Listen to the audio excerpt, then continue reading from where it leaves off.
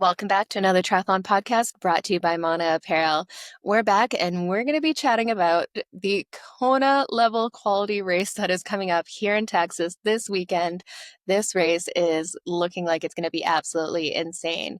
And we've also got Ironman South Africa going on this weekend as well with some big names on there too. So we'll break down what's going on at both races. But first, we're going to catch up with the crew, see how they're going. Let's start with you, Fed. How are things going these days? Yeah, hey guys, happy to talk Texas and everything that's happening in between. Yeah, it's been an indoor trainer weekend for me, watching a lot of golf over the weekend. So yeah, just a lot of zone 2 and getting excited watching the golf. But yeah, that's what's been happening with me.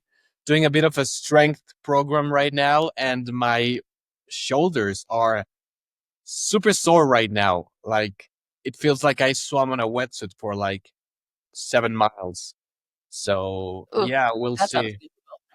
beautiful. Yeah. It's been a while since I've done like a proper strength training program. Like, of course, I do the strength and conditioning for triathlon and all the injury prevention lifts that you need to do to, because everything's so repetitive in tri. We often need to work on those little muscles, but like I'm doing bench press like I was doing it when I played baseball and football. So it's definitely interesting to go to the gym with my Ironman 70.3 or Challenge Family t-shirt and I'm putting on weights actually this time. So yeah, I feel like an intruder now at the gym and not. I look at people on the treadmills and I'm like, that's where I belong, not this side of the gym. But yeah, it's been fun. Oh, there's something fun about lifting heavy in there, but it's crazy how you can be so fit in one aspect and then go lift some weights in a different range of motion or higher weight than you have before. And man, that DOMS afterwards is legit. Yeah, for sure. And it's a feeling I forgot. Like just last night, I was pouring some water over my water bottles, and I was like, "Ooh, my shoulder, that hurts." So yeah. Putting in the work. Oh, yeah, Good for that swim and good for those running arms. yeah, definitely. There we go. How about you, Josh? What are you up to these days? I'm in the period of now that I'm signed up for 70.3 and kind of have my season laid out. Its running career is being pushed to the side a little bit. I'm like, oh wait, this is what it's like to be a triathlete again, and Free sport. 16-hour weeks and 17-hour weeks, and my coach is not taking it easy on me right now. She's trying to get the most out of what I've got in the tank. And it's like I've taken 2 FTP tests since I think we last podcasted. So 2 weeks in a row I did that. Why? Yeah, we're just trying to get down there. Mentally, I think for her, it's like I'm right there on the cusp, and it was. I had a little blip in the first test, but pulled right back into it and dropped and came back. And it was like, all right, let's see if you can really get through the 20. And I haven't done a 20-minute FTP test since I've been with her. I've done ramps, I've done lactate, I've done threshold, but we hadn't done a true 20-minute effort, other than like your 3x20s or 3x15. So that's the thing. On top of that, I've been doing 3x15s, 3x20s, and they've been like almost at FBT or FTP. So it was like, take the FTP test and then 2 days later do 3x15 with, and then repeat and come back and do it. So I actually took all of my workouts and I threw it in the ChatGPT just to see what it would say. And what did the AI said? Are you alive?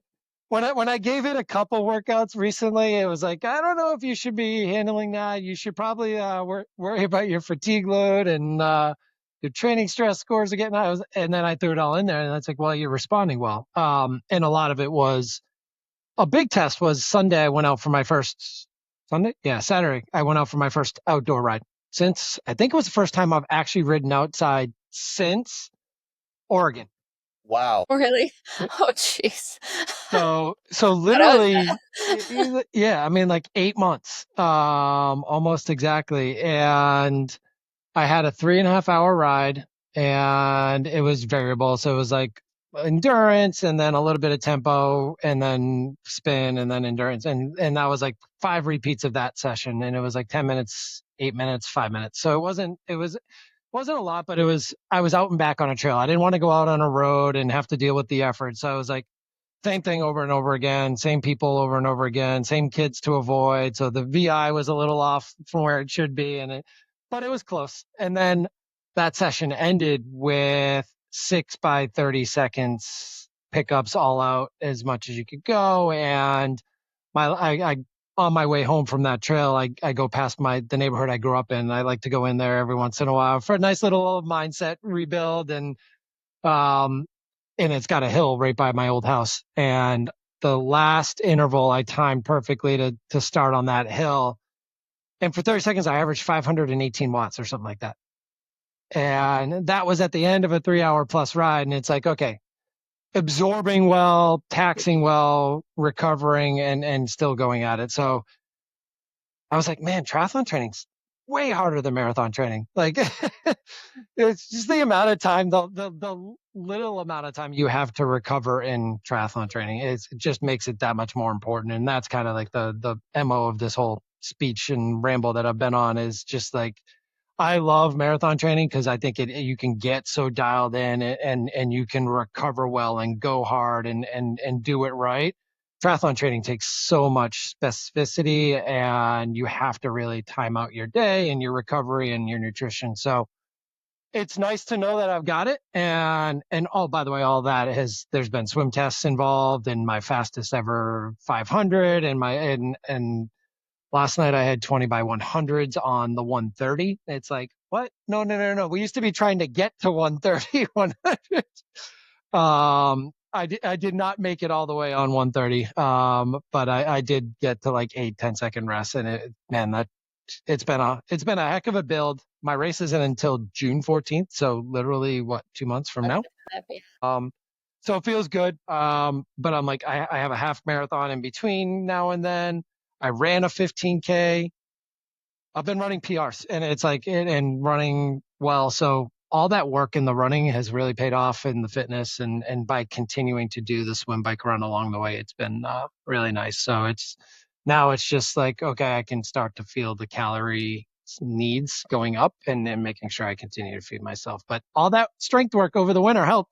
excellent. That's what we like to hear. So yeah, don't be afraid to test and push the limits and keep getting after it as long as you know you can recover. That's the moral. Yeah, and what you touched on with that, the fueling needs, I think that's one of the biggest things. And I think that's where we're seeing a lot of these crazy jumps in performance and stuff, is just the fuel during the workouts, the fuel afterwards. Like last year I ran a bunch of run PRs on less training, and it was literally the fueling was the biggest aspect of it, because you don't slow down near as much, right? So it's good to hear that you're dialing in that nutrition with the increase in training volume, because that is where so many people go wrong. They try to lose a bunch of weight or get into shape with Ironman training that way by restricting their fuel, and that's never a good way to go. You'll get lighter and then you'll be injured. Exactly. Yeah, 100%. So, question, guys. What are your tells when your body is asking you to fuel more? Because for me, I get really moody, like mood swings. Like Angry. really happy or just I hate everyone. Is it the same for you guys? I think for me, I've gotten it down where I don't even I try not to get to that point. Like today, I'm probably at that point just because I've been in meetings and I haven't eaten as much as I want to before a big bike workout. But typically, like I do the same thing every day. And it's like the same breakfast every morning. Like I wake up and I'm like, yes, I finally get to eat after like resting all night. And it's like, let's get started. And I think what I do is I will look at my training plan for that day and be like, if it's just a 90-minute endurance ride, I'm not going to fuel as much as I will for a 2-hour 3 by threshold ride. And those days you do have to be careful, because that's where you can continue to not go caloric surplus, right? And you can kind of stay close, but not overfuel. And same thing with during the ride. Like I don't need as many carbs during a 190 spin as I do during a 3x15 threshold and directly after. Like I've been really good with that right after the ride protein carb, like within that first 15 minutes and be as quick as possible there and then stretch and then do whatever, but like get the refuel in. So for me, it's trying to avoid that hangry as much as possible and eat throughout the day and go to the same things every time. Like you just know what works for you. Definitely. Yeah, I'd say in the moment that hanger is a real thing if I'm low in there.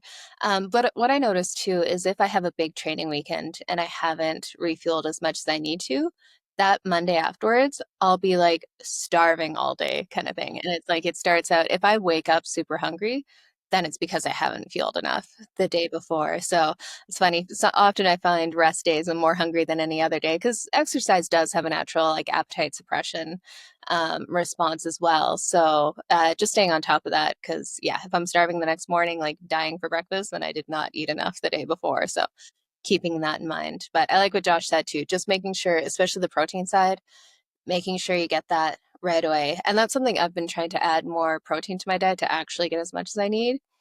It is so much harder than you think. Like I started legitimately tracking it. And I'm just like, okay, there's a lot of Hard. work to be done there because it is a lot of protein. If you're looking at that gram per pound of body weight kind of thing, that's a solid amount. Fitting around the training too, because you don't want to go like heavy protein right before like a run session or a hard swim kind of thing. So trying to find that A balance. little easier to do before the bike, but not the swim and the run. Totally. Yeah. No, definitely. No. Well, on my side of things, it snowed Still again. snowing. As usual.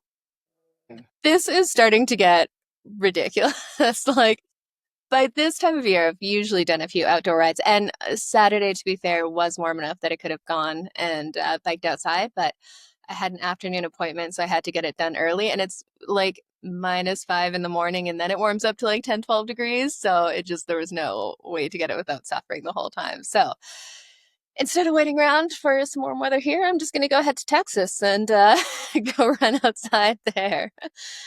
Still doing lots of kind of the heat work. My treadmill is still broken, which sucks. I need to deal with that. I got a warranty treadmill last year, replacement, and now I'm not getting a lot of support because the replacement broke after I got it in September last year. So have to figure out what I want to do there. But it has been, I forget how spoiled I am by having my pain cave where I can usually just do everything by myself. Like not having to deal with the gym bros, not having to deal with people who come on the treadmill like soaked in cologne or perfume. And it's just like, what? I shouldn't be able to taste your cologne. Like, and then, because it's me, I just look like a crazy person in a hoodie on the treadmill, just sweating a ridiculous amount, probably making people around me uncomfortable too. So all around, I need my treadmill. That's where I'm at. Yeah, we're a little spoiled at this point. Definitely. But yeah, kind of cruising through the training. I have decided I'm not going to do Ironman this year. I'm going to do 70.3s and duathlons and try to qualify for the duathlon world champs. Next year is going to be in Edmonton. So plan kind of changed from going from long distance world champs to now I'll try for a duathlon kind of thing. But, life comes in waves at times and just a little less time to train, a little bit more fun work stuff. So finding that balance a little bit more. So unfortunately, well, I usually do it every other year in Ironman anyways, and last year I did too, so a little break is good there. When are you heading to Texas? Tomorrow, today's Tuesday when we're recording, so I'll head over on Wednesday and then, see what I can get for some pro interviews, go check out some of the events going in, and we'll have a massive Mana apparel booth there. Definitely go check out the Mana account. They're going to have a signing session with Yellick Geens, the recently crowned 70.3 world champion. Now he's racing in Mana, and he's going to be doing his first Ironman, so that'll definitely be an event you want to go hit up. So that'll be very, very cool, and it's always fun with the Mana crew. Absolutely. Yeah. A little FOMO there. They just, it happens to coincide with Boston Marathon weekend, and there's going to be a lot. My weekend starts on Wednesday. I'm helping lead a shakeout run for On tomorrow night, as a pacer for one of their activations, but, got a nice little hookup with the brand new pair of light spray hypers. So, Go. Those are Worth the smooth. So yeah, I mean, it's Boston Marathon weekend, so it's like and we got a few Mana people coming to run, so I'm actually gonna get to hang out with Henry for the first time, and fun. yeah, Oh, that guy's a quote machine. yeah. We pretty much chat every night. He's tapping into me and asking me questions, giving me swim tips, and so it'll be nice to meet. Yeah, his parents live right here too, so they'll yeah, there's just so much going on in Boston. These major marathons is just insane. And then when it's in your hometown and given my profession and working in partnerships now, it's just like, yeah, I have to be there. Oh, It's for sure. actually like, hey boss, I'm actually going to be at the Boston Marathon working. So sorry I'm not there for a call at 11 o'clock today. Yeah. Yeah. No, and it's just fun being in that energy. Like I didn't realize after checking out Chicago and stuff, it's crazy to see that energy, that many people going towards their goals, and seems it's it takes over a little bit, which is fun to see. Yeah, this is hopefully the last year I'll be looking in as a spectator. So There we go. start that streak back up next year. Excellent. Well, let's jump into some Texas talk going on here because this is gonna be a race. Let's get started with the women's side of things to go. So I was pulling up Torsten Rad on Try Rating. He always has the breakdowns of everything, which is really, really fun to see. And I was going to see here so the race results last year, we had Kat Matthews in first, Taylor Knibb in second, and Lisa Purder in third. And some of the top times in here, it's really interesting to see how they pushed it down. And that's where Kat Matthews did that 8:10, getting closer to that sub 8 hour mark. And we had Christian Blumenfeld setting the record at a 7:24, which is, oh, no, maybe not. There was a 7:13 by Patrick Lange earlier there. But last year was definitely hot on that run course, and we are going to have some massive names racing this week. And the reason why, if you guys haven't been paying attention to the triathlon world, we're seeing so many big races early season is with the Ironman Pro Series.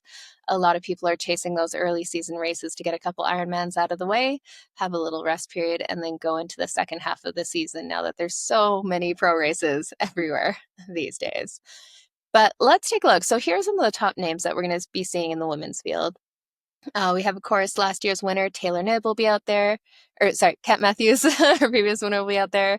We got Taylor Knibb, Solveig Løvseth, Lisa Purder, Hannah Berry, Grace Beck, Marta Sanchez, Jackie Herring, Sarah Spence, Indy. Oh, I think, is Indy out? Did I see that? Indy is out as of today, I guess. Yeah. She just didn't feel like she was ready. Got you. Okay. We got Kate Cran, Danielle Lewis. So a number of names there for this race. So let's kind of dive into what we think is going to happen here. So we've got, this is always a race where there's usually so many male pros racing. We see the top women kind of going through the back of the males field for the swim. But we'll start with the swim. We have some of the faster swimmers here. We're going to have like the Taylor Knibb will be around 50 minutes. Got Rachel Zelinskis will be around that 50-52. There's a Margarita Ryan. She's predicted around 51 minutes. So she'll probably lead out the swim, right? Yeah. Well, even Taylor will be up there too. So like we could see 5 minutes plus. Well, remember, Margarita Ryan is the one that loves to beat out the top people. She's the one that danced in front of Lucy Charles coming out of Maryland last year. I forgot about that. Yeah. So her and her fiance or boyfriend, the two of them have both done really well early on in their careers, especially leading out the swims.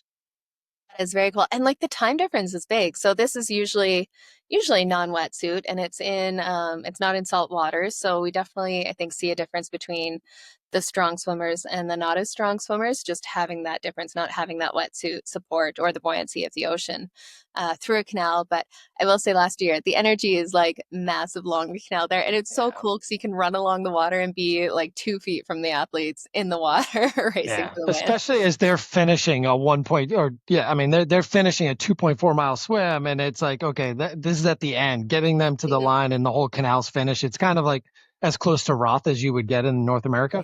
Yeah. Oh, it's so cool. And seeing that bridge overlooking everything, like it is just absolutely packed. So, like we could legitimately see like a 5-minute break between Taylor Knibb and then getting closer to that chase pack with Kat Matthews, Elise Purder, Hannah Berry, Grace Beck. But they've got some serious bike power, which is what we can see. then again, Taylor Knibb will be out front, and Taylor Knibb just does Taylor Knibb things on a flat, fast course and puts down the power. What are some thoughts that you guys have on this race going in? What are we going to see? It looks like the weather is going to be very favorable in terms of what it could be and what it has been in the past. There's a chance. The race is on Sunday, right? Mm-hmm. No, Saturday. Saturday. Okay. So cloudy, which is a huge factor, and only maybe hitting 80 degrees. Now, there is a chance of thunderstorms and stuff in the afternoon, but that's probably after the race is mostly settled. So in the evening. I mean, you're looking there earlier in the week, it's high 80s or 90s. And so whatever that is in Celsius, mid 30s, something like that. So the temperature is definitely dropping for the weekend, which is a big factor. It'll be windy, and obviously these girls all know how to get aero, and the likes of Solveig and Kat can push through some of that headwind and then really fly on the downwind. And it's a two loop out and back, right? So they're going to go into it twice and with it twice. So I just think we've always seen the bike makes a huge differentiator here, and the form that Kat's in, man.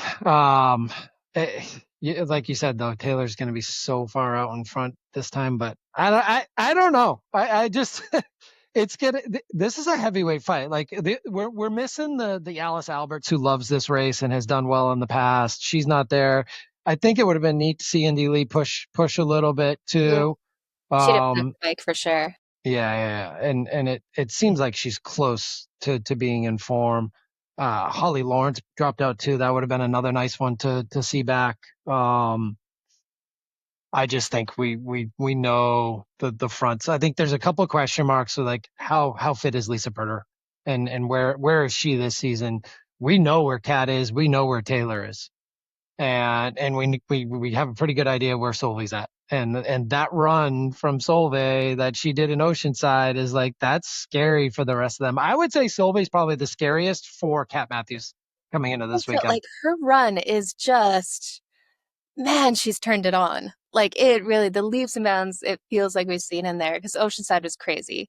You look at her Strava, she's doing some crazy run workouts on Strava too. She's gone full Norwegian method, like showing the workouts and just loving life with those boys. So she's definitely learning from the best. And man, it seems to be clicking for her, right? And we haven't seen her run those kind of speeds in Ironman yet, but I don't know what we're going to see from her this weekend, especially if it's not going to be like 35 degrees out there. I would love to see Danielle Lewis and Jackie Herring play into this. I mean, if Jackie has a really good swim and can stick with some of the bikers that she can hang with, that's one thing. I don't think we can expect Danielle Lewis to be anywhere near on the swim, and for her to make a comeback like she's done in the past in this field is probably not very viable. Yeah, the way I see it is two different races. So we're gonna have the main race. So we know the big skier is Solveig, Kat, the Taylor.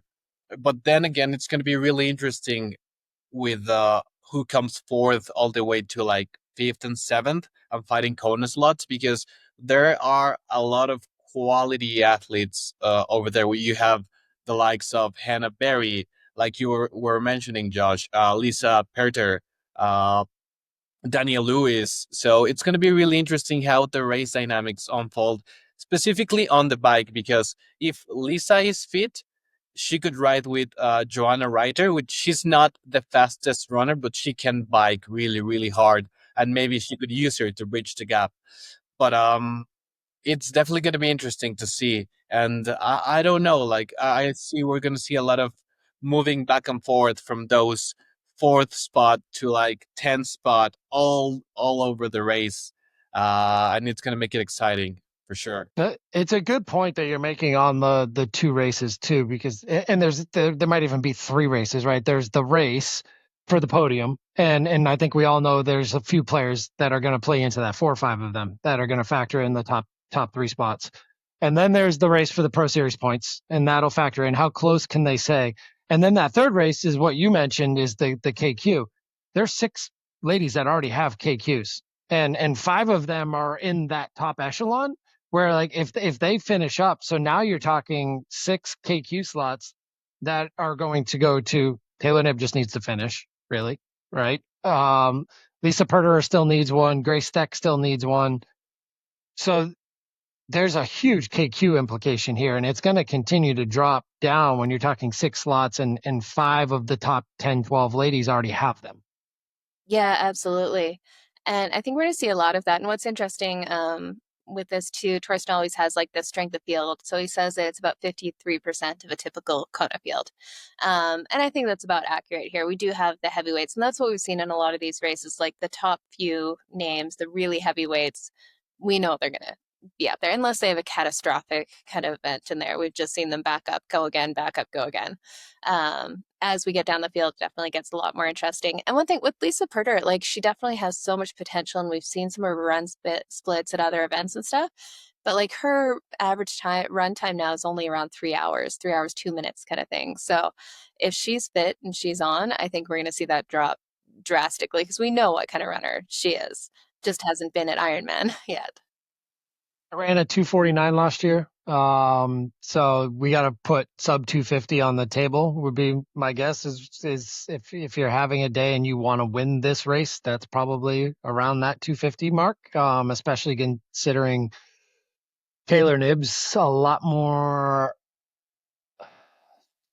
she's just more advanced in this distance now than she was last year at this point. And the experience in Kona, and Kona's as close to Texas as you get in terms of bike, right? And I think this is a huge opportunity for Taylor to see where she's at, and what she did in Oceanside is ridiculous considering the fact that she could barely run at the end. I think that's going to help her pace this one a little bit better.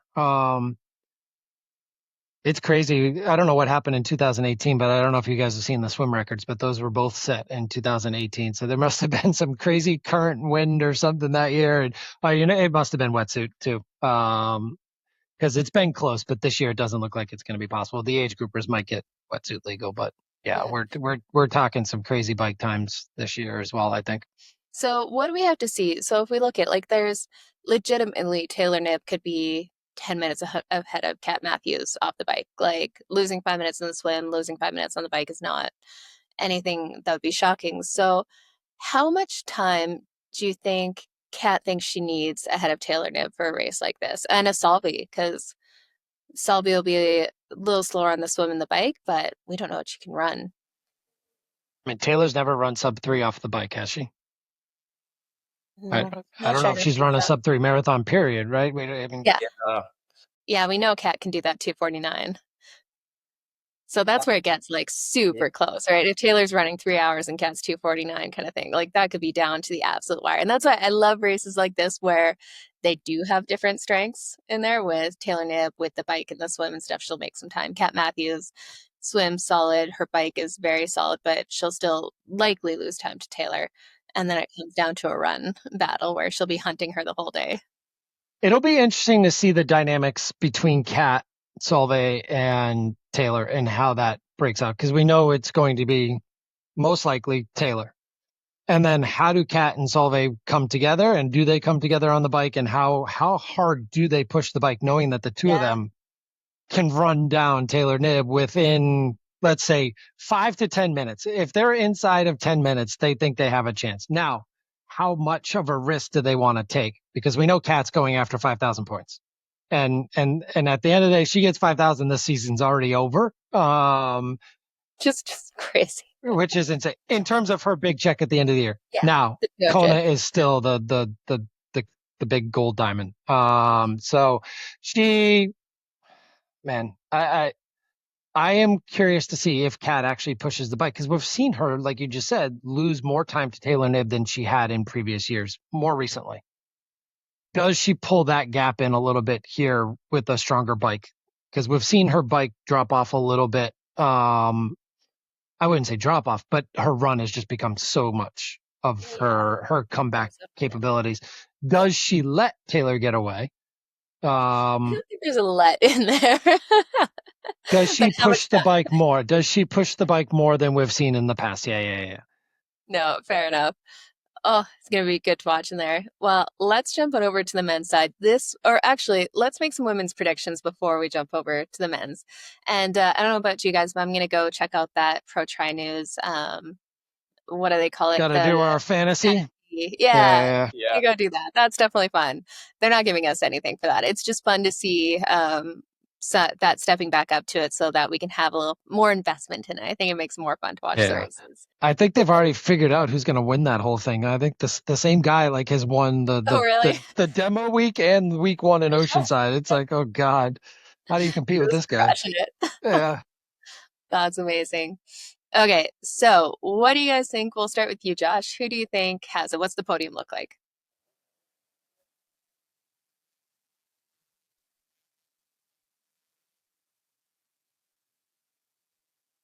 No pressure. No. It's like, does Taylor like? I don't. So here's the thing. Mhm.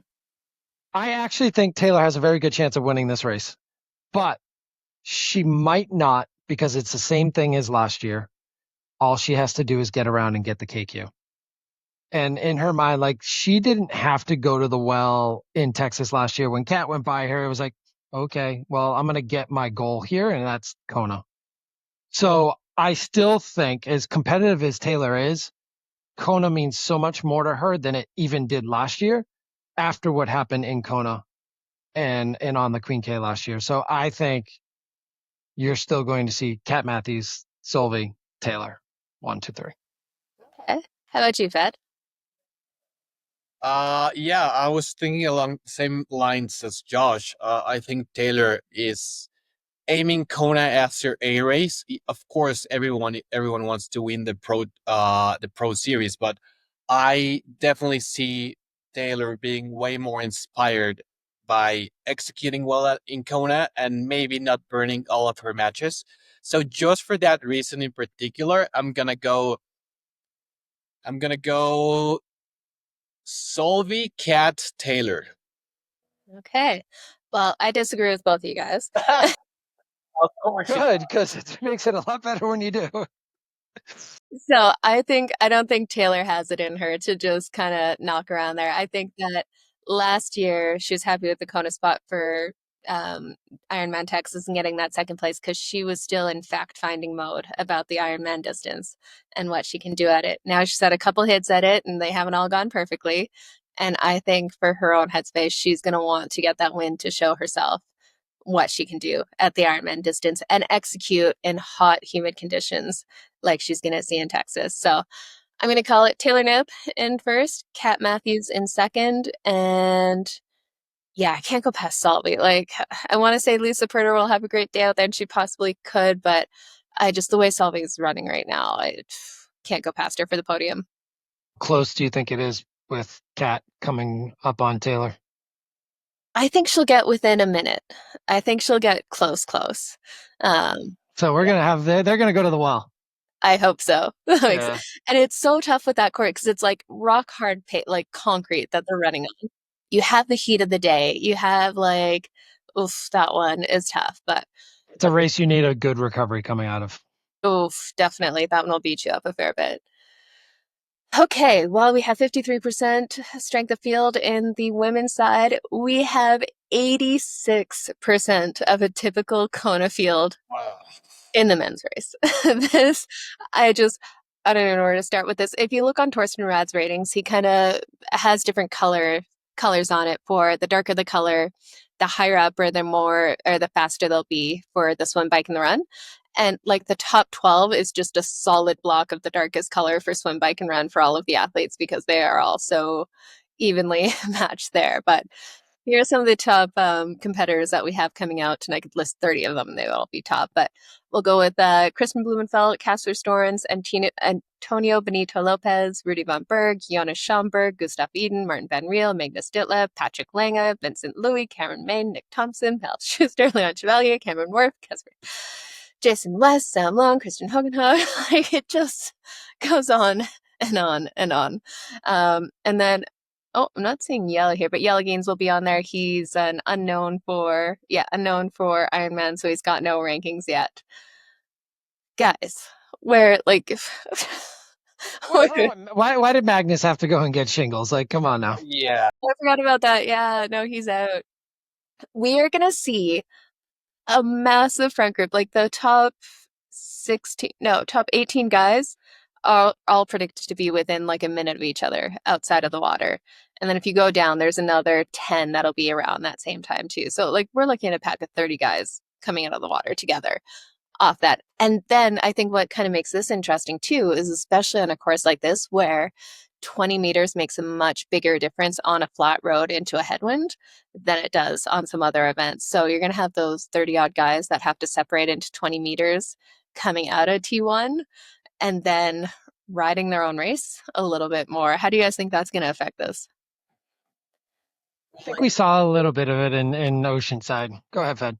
No, I was just gonna say that exact thought that it's gonna make the race a bit more dynamic, and we're definitely gonna see a a lot more smarter race from athletes.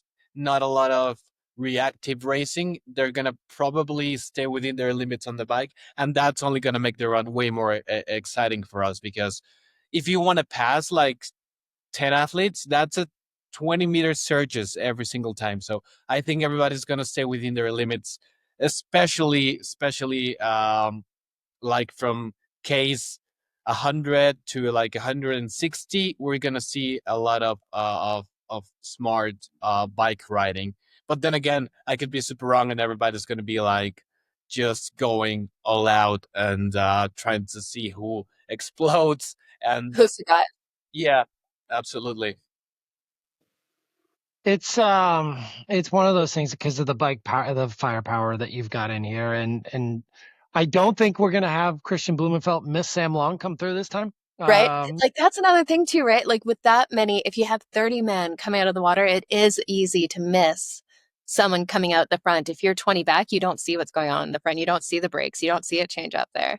Yeah, and it's I still don't know how he missed him. I think he must have just mistaken him for somebody else. But it's like, how many people are on that color track and that big? And I don't know what Christian was doing. I mean, does he have one of those cameras in his helmet where he doesn't have to look up? There we go.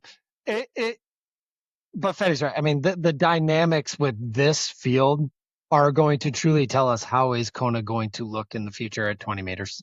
And it's going to be a big, maybe Magnus is lucky to not be there and really get a good view of strategy and going into it. Like, do you have to go off the front? Does Sam Laidlow and Magnus Ditlev have to do what they've always done in Kona and keep going after it, and more so now? And Martin Van Riel, like, get out of the water and go. Like there's and Jonas, right? And he just goes.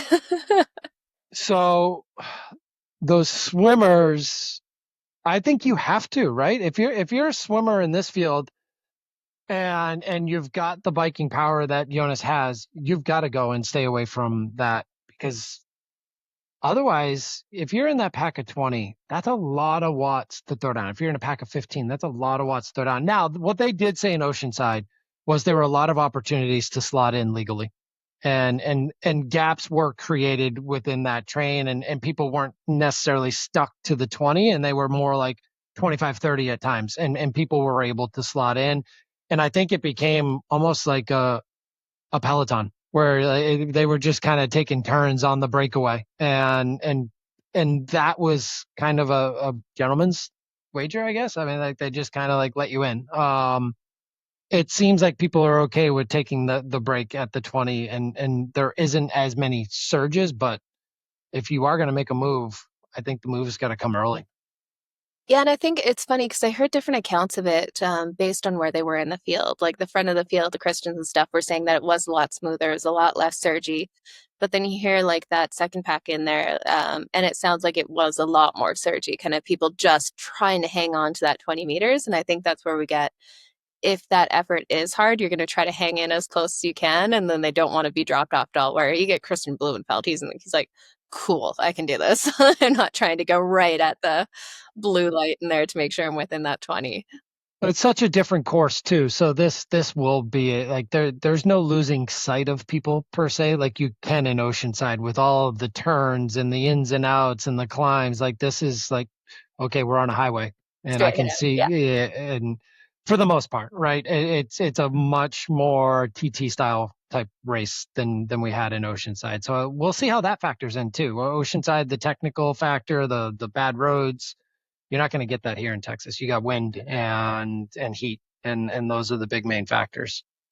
So I have someone like a Patrick Lang is kind of ranked ninth on Torsten's ratings there, and we know what he can do on a hot day on a road that you just stay in TT position on. But do we think that the bike power up front with the Blumenfelds, the Rudy von Berg, Casper Storms, all of those pushing it from the front, is that bike gap going to be too big that he can't come back from it?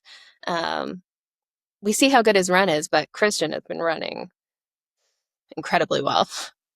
This is the time that Christian blows up though, because of that. Yeah. Because of this field and because he has allowed people to get away and he's had to go to the well, especially in Oceanside to get there. Does he allow, like he hasn't been pushing as many watts as he had in years past. And we've seen him just sit in but he can't just sit in this 20-meter life that it's a little different as much as he might tell you differently. No, it is, he's not getting that same draft benefit. And I think we might see him push a little bit more in Texas and that'll come back to bite him. So I believe a Patrick Lange is in the equation. Mhm. We just have no clue what kind of shape he's in. I mean, It's been a right, while he since hasn't, peak. yeah, Yeah. he hasn't raced in a long time. So we don't know where he's at. We don't know where Martin Van Riel's at. We know who he's training with, how much he's been training. We could look at Patrick's training and stuff like that, but we know where Sam Long's at. We know where KB's at. Yellow, we kind of know, just not at this distance, right? I think that's another huge factor. Like, can Yellow run 230-ish? So was it on his podcast? They were saying like 225. Yeah, I mean, Aaron Royal's crazy. I think you think you know what you can run at an Ironman until you're in an Ironman and it punches you in the face and you're just like, I can't see Yella ever saying that seriously until he's been through one. Yeah. You know right away when you get off the bike, you're like, oh, okay, I have it or I don't. And Yeah. Oh, 100%. Yeah. and definitely, like, I remember a very famous quote Jan said, like, nobody can prepare you for the last hour during an Ironman. Doesn't matter who you are, how fit you are, that last hour, it's just pure pain. And there's no magic coming out of the bag if to pull out like a super fast marathon. If you don't have it on that last hour, you don't. Ask Kyle Smith most recently. Yeah, true. Yeah, Yella's really interesting because like I want to put him up there before and he is a smaller guy and a course like this that is flat with the wind definitely goes towards just a pure power rider kind of thing. But we saw how good he was on the bike at 70.3 Worlds, crashing, going down, coming back, being right up there with Blumenfeld. It's exciting to see what he'll do. And of course, he'll be racing in a mono tri-suit. That practically gives him the win around there.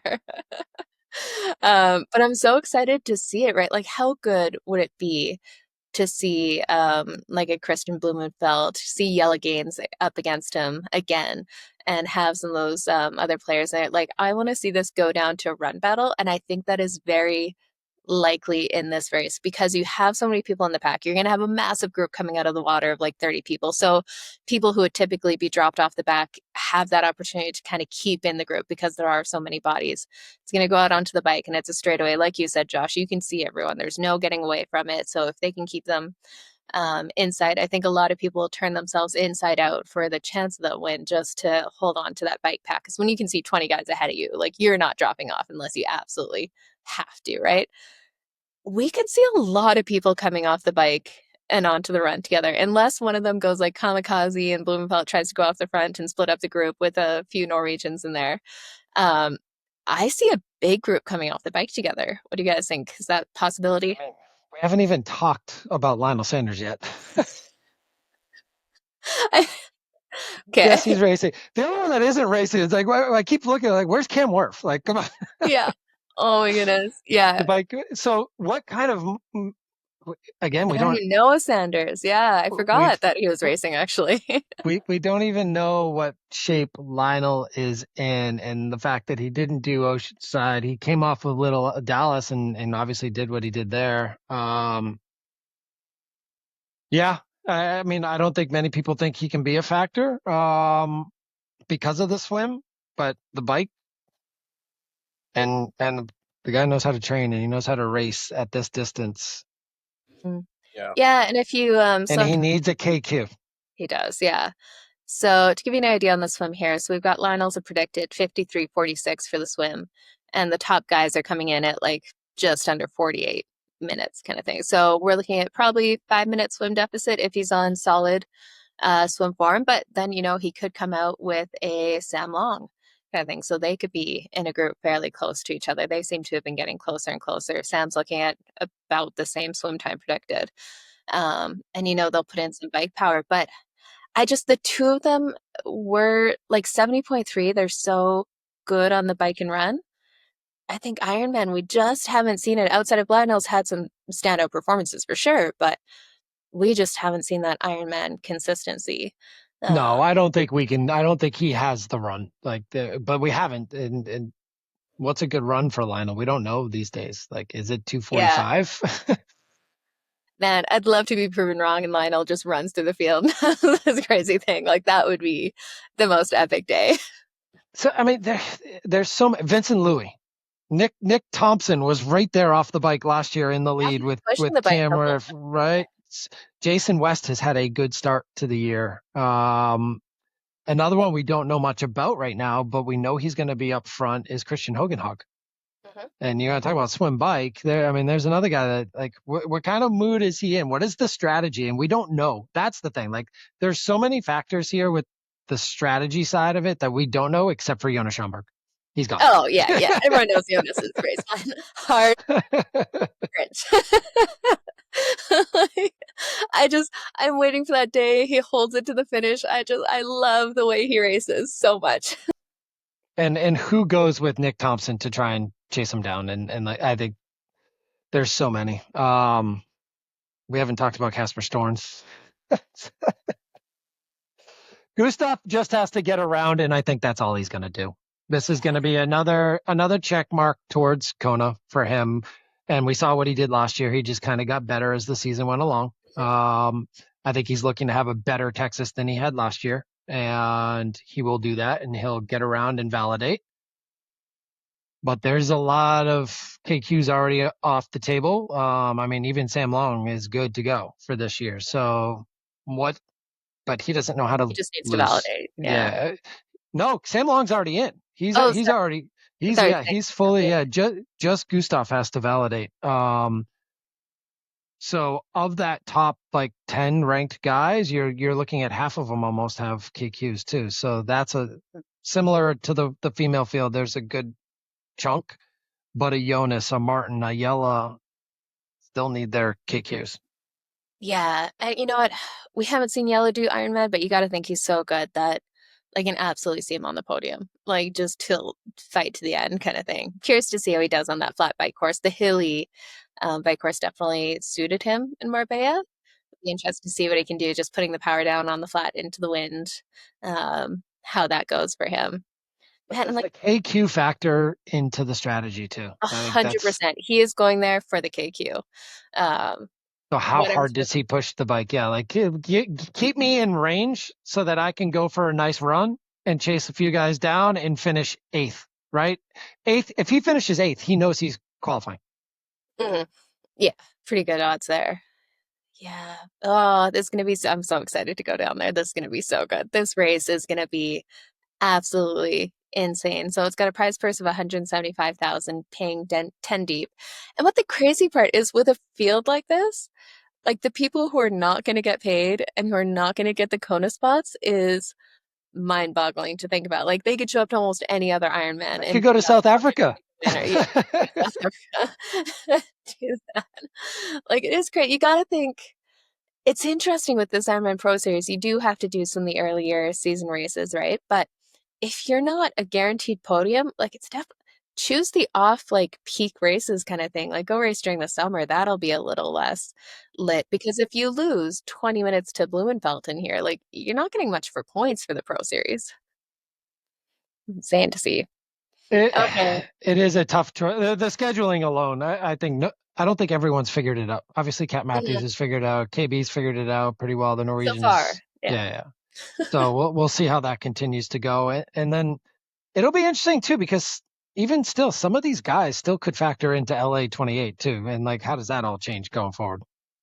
Which is nuts to think that we're talking this distance and that distance. You know that we've never seen anyone do it though. We've never seen someone like go long legitimately and then go back to that Olympic distance. Yeah. But By the way, I have my ticket window to buy LA 2028 tickets on Friday. I'll take all the donations now. Apparently, been seeing some crazy pricing coming out of like just insane. Preliminary rounds, $1,400 a ticket. It's like, yeah, it's nuts. I can't imagine I'm going to buy anything. I'm gonna like, all right, let's hopefully get into one of the triathlon events.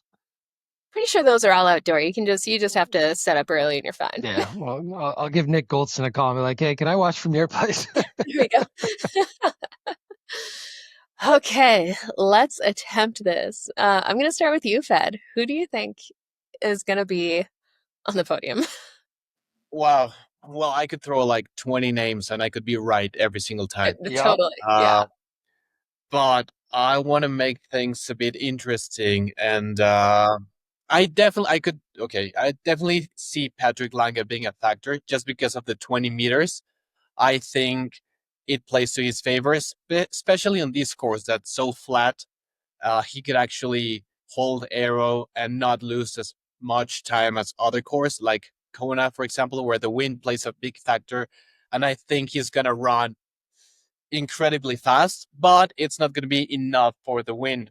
But my winner for Texas, I'm picking Martin Van Riel. Second place, I'm going to go Belgium again, so Jelle. Second place. And third place, Ironman champion Casper Stornes for third place. So I don't want KB to blow up. Of course, I want him to be amazing every single time, but I'm on the same boat as Josh. I think with a lot of high caliber athletes, Leon Chevalier, Cam Worth, Lionel Sanders, everyone, I think he's going to get a little bit on his head, and he's going to probably overbike and trying to do something amazing. And unfortunately, I think it's going to come back and bite him later in the run. So yeah, that's my top three. Like it. Yep. It's interesting. How about you, Josh? Who do you got? I'm gonna go. No, it's not going to be a Norwegian sweep. That's for sure. We know that. I think we're pretty comfortable with that one. But I might challenge that with the Belgians and go Martin Van Riel, Jelle Geens, and Casper third. Because I do believe Casper needs this race in order to challenge KB for the overall series title. And I think we saw what Casper did to finish Oceanside was probably a huge boost in his confidence at the run to not only overtake Sam Long, which he knows he's a better runner than, but to do it in the fashion that he did, with the confidence that he did. And I don't think he's as taxed as KB is. And again, we keep saying you can't bet against Christian. You can't get it because he keeps going against and defying all odds. But I do believe that the dynamics of this race will take KB down. So, and look, Martin Van Riel has a real good shot of winning in Nice if he had the run volume, because he was as fit as could be with the swim bike. The swim didn't even go the way they all wanted it, with Laidlow falling off. I just feel like this is an opportunity for Martin to say, all right, I can compete with these guys and come off of what happened at Nice. So Martin Van Riel. I don't like Jelle at second, but I do believe the two of them will pull each other, and just be the good friends that they are up front. And so Martin, Jelle, and Casper. Okay. You know what? I'm not going to bet against Blumenfeld on this one. He's on a streak of good form, and it's got to be feeling good. He seems like he just doesn't seem to fatigue. It's crazy. We just left you Taylor Knibb, KB. I know, and watch, they'll totally both implode. Yeah. But there's something to be said for the form in there, and Kristen Blumenfeld has good feelings at this race. So I think we're going to see a Kristen Blumenfeld. I think we're going to see Patrick Lange running through into second place, just doing his own thing all day and running through the front, and then a Jelle Geens in third. I think Jelle is going to stick to Kristen Blumenfeld as long and as much as he can, kind of thing, and then run it through to get close, but not quite make it there. So what I got for this one, man, it just, like, you could have 30 different combinations and all of them like, legitimate chance of being right. There's people we didn't talk about. I mean, Vincent Louis could be a factor in this. He had a good year last year, and I just think he's had a good training. I think he and Martin have trained a lot together as well too. So, man, it's going to be really interesting to see. Some of those other dynamics play out too, and how do they factor in? And I tell you, I don't think we've seen a race that strategy is going to be a factor as much as we're going to see in this one. Mm-hmm. Yeah, no, we got a bunch of the Canadians coming through here with Lionel Sanders in there. We got Jackson Laundry, Jason Pohl. Like, it's Mayfield's pro debut. Yeah, got Brock Cole, like, or Ironman debut. Yeah, that'll be awesome on the team there. So I can't wait to watch it. This is just gonna be too good. What do you guys think? Does anyone take down Cam Wurf's 3:53 bike course record? No. I think that. Yeah, I can't believe he's not racing. I think for me that course record is all weather dependent. I was gonna say the same. Yeah, the winds are looking when it's blowing in colder weather, because like it's a drastic change in the temperatures from this week to next week kind of thing. I think the wind is gonna have enough of an effect that it's probably not. How much of it is a side wind versus a headwind, tailwind? Like there's, I mean, it only takes a few degrees for that to change the whole day. Totally. So you do need a little bit of wind to make the bike course faster, and it doesn't necessarily mean a tailwind. Yeah. Depending on the yaw angle, like if you have a bit of a side wind, it could make your aero equipment a bit more aero. So that's what happened that year with Cam. And I just don't see anyone, because if somebody goes under 355, they're not going to run 230, 44. That's for sure. Yeah, that's a good point, especially if you're rocking like a disc wheel and you get that rear tail, like, or that cross tail. That's when that thing acts like a sail and just pushes you along. Until Tade crosses over to triathlon, we won't know the answer to that question. Like, he would you dominate for the next 20 years. Don't come to triathlon today, please. I mean, we love you, but stay in cycling. Did you guys see the Paris-Roubaix finish with today against Wout van Aert? Oh, I even got my father-in-law to watch the highlights last night. Yeah. Oh, so good to finally get that for Wout van Aert, and to do it in a sprint against Pogačar. Like, that the velodrome, yeah. That was so, he like timed that perfectly around the velodrome. But poor Tade was like whiplash the whole. I mean, he's the king of whiplash because he's always looking behind him, just paying attention. Yeah, but I think he had like 4 bike changes, Pogačar. So like that was a crazy. They all did. It was literally a war of attrition. Like whose bike car was like whose car was closer to your breakdown. There are some close calls in that race. That race is the perfect example of having a smart and knows when to execute solid team, because the bike changes and the amount of uncertainty that happens, especially in Paris-Roubaix, that cobbles, mud, just craziness. Single track. Exactly. So I think there's a lot that plays into that race in particular. And yes, it's not the most challenging elevation-wise, but it's definitely one of the most challenging logistic-wise. And the fact that Wout won just made my whole day, because, I mean, I do love Tadej, but the fact that he has been chasing it for so long, it just made my day. 65 miles in 5 hours and 16 minutes.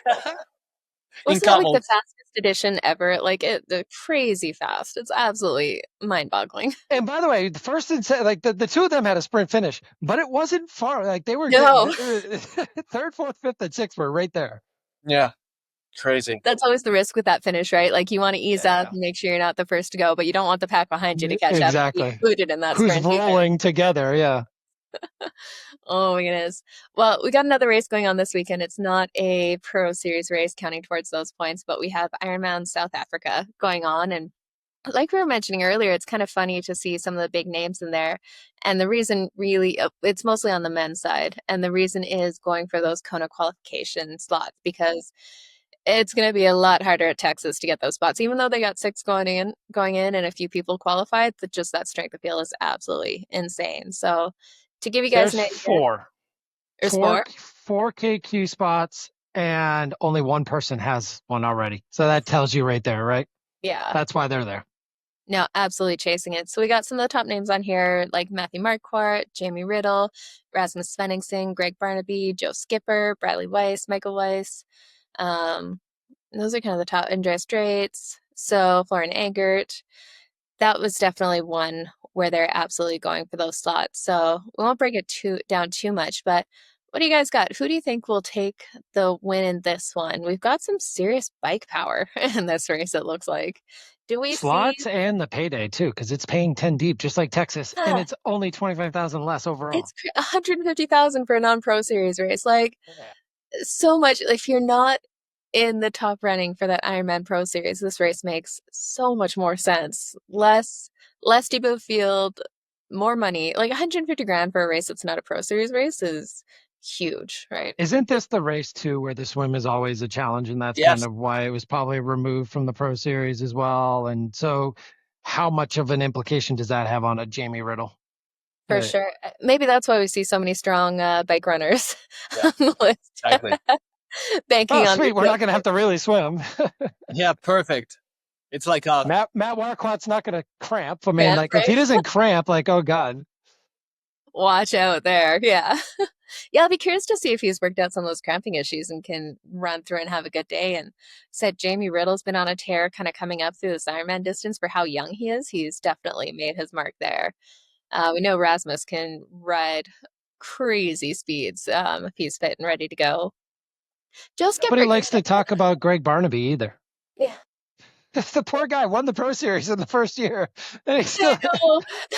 But that's the funny part. He's not even doing a Pro Series race now. It's like, no. He got in early before everyone has started to figure it out with the yeah. Exactly. Oh, okay. Yeah. No, we need to structure this differently. Didn't he do the last 2 races possible, and it was bang, bang, boom, done, first place? Mm-hmm. Yeah. Just crazy. And that's one really made a difference, having the Patrick Lang skipping 70.3 worlds. But yeah, it rewards that consistency and just jumping in. And you're exactly right, timed it so that some of the weaker fields in there, he could win it and get those 5,000 points. But can Joe Skipper get to Kona again? That's the thing. Joe Skipper, he hasn't been quite the same Joe Skipper the last few years here. We'd love the personality and energy and stuff. Can we see him coming through here? Probably have to get in the top 5 with 4 spots in one given. Yeah. I don't know. This is if Jamie Riddle doesn't win, he's probably not happy. Is my guess here. And then Marquardt just wants to get his KQ. He just did that crazy fundraising bike ride, mountain bike ride. I think he just took another medical boards exam and just finished that last week. So I don't know how fully dialed in he is. I know he can't be. There's no way. As much as he would normally be. So everything for Marquardt, this is just getting one of those 4 slots would be my guess at this point. And to me, it's Jamie Riddle for the win, and then the rest of the guys trying to fight for those last 4 spots or last 3 spots. I'd love to see Erasmus go in healthy and have he could have a killer bike ride and put in some time there, and then see a battle with Jamie Riddle, which would be cool to see. Yeah, we'll be following along that one. Unfortunately, not watching it. What do you think, Fede? Yeah, I mean, I'm with you. I really want to see Joe Skipper having like a bit of a comeback, and I'm rooting for him. I want him to win. Obviously, Jamie Riddle is the man to beat, especially racing in home soil. So, but I'm gonna put my money on Joe, Jamie second, and probably Rasmus third, and definitely Marquardt is gonna get his KQ. I think he's at that level right now where he knows he can get the KQ on the type of fitness he is right now, and he's gonna be racing smart in his own race, and that's probably gonna be enough for him to get the KQ. Wait, did you say Joe Skipper for the win? Yeah. I love your calls, Fede. It has happened where you've made the crazy calls and you get it right, and we're all just like, yeah, no. Yeah. I mean, I don't think there would be anyone upset about it. That's for sure. No, not at all. everything sounds crazy until it's done, right? So why not? Love it. On the women's side, we've got a bit of a smaller field here, but we've got Katrine Christensen, Merle Brunet, Laura Jansen, Anna Paplinger, Penny Slater, Danielle Blamel, Rebecca Enderbury, Julia Scala, Fiona Moriarty. So with this one, I really don't know what we're going to see in there. It'd be cool to see Penny Slater have a good day in there. She was kind of an upward trend, and we didn't see it come together. What do you guys think? Any thoughts on the women's race? I think Penny's in a better spot right now. She's got a race under her belt this year, and it was a step forward for her. I think coming off of a disappointing last year, changing coaches, injuries, and fitness just not being the way she wants it. So I think there's a good shot for her to be on the top step for this race. It's a hard field to pick otherwise. I think Fiona Moriarty and her experience plays into this. Again, there's only one KQ taken and 4 slots available, so it's literally who can get to Kona, and I believe Penny Slater will be one of them. I think she will take the top step. I think Fiona Moriarty will be up there. Rebecca Enderbury in third. Yeah. So help me out. Because Marta Sanchez is on both start lists, Texas and South Africa. Do we know which race is she doing? I don't see her on the latest Ironman South Africa one. She's doing Texas. She's in Texas? Yeah. Yeah. Well, yeah, probably Penny Slater is gonna go win it. Oh, I also see Anne Reichman from Germany being up there in the mix. And yeah, there is another Danish racing, Katrin Grasvold Christensen, and she's young, and I think she's staying in the down low, kind of like Magnus has. But I think we're gonna see her in the mix, especially on the bike. So yeah, Swim's not there yet. We'll see how well she's done with her swim in the off season. Yeah. Absolutely. Well, we will be following along on the Ironman tracker because unfortunately there won't be coverage of this one.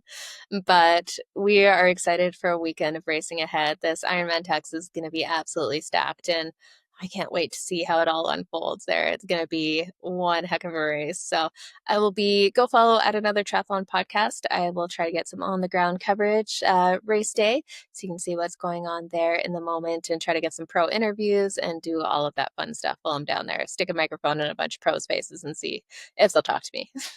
This is where I get good at us working the social media tag team together. Jenna on the ground and me managing it from afar, and when I'm in between shakeout runs. Works. Excellent. Awesome. Well, thanks as always, guys, for joining me, and we will be back next week to break down the action in Texas.